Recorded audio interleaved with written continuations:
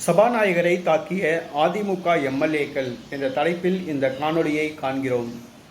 சபாநாயகரை தாக்கிய அதிமுக எம்எல்ஏக்கள் என்ற தலைப்பில் இந்த காணொளியை காண்கிறோம். சட்டப்பேரவையில் 1991ஆம் ஆண்டு நடைபெற்ற சம்பவம் இது.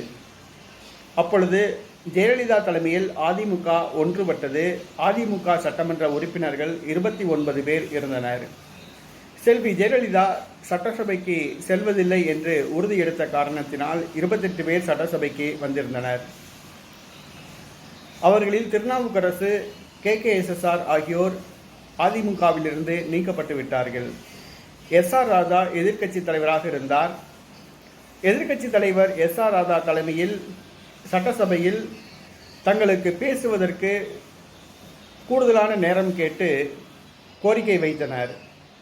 சபாநாயகர் இருக்கையில் இருந்த தமிழ் குடிமகன் அவர்கள் எப்பொழுதுமே அதிமுகவுக்கு எதிராகத்தான் செயல்படுவார்.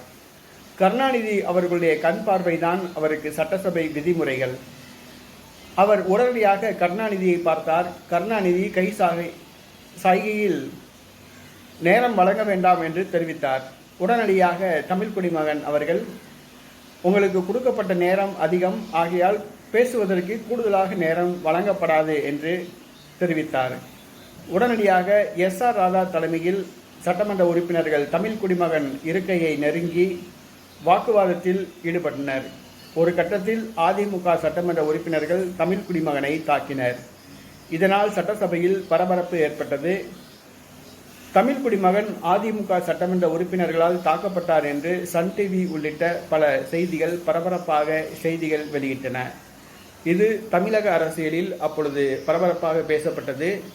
தமிழக சட்டப்பேரவை தலைவர் தமிழ் குடிமகன் அவர்கள் அதிமுக சட்டமன்ற உறுப்பினர்களால் தாக்கப்பட்ட விஷயம் பத்திரிகைகளில் பெரிய செய்தியாக அப்பொழுது வந்தது.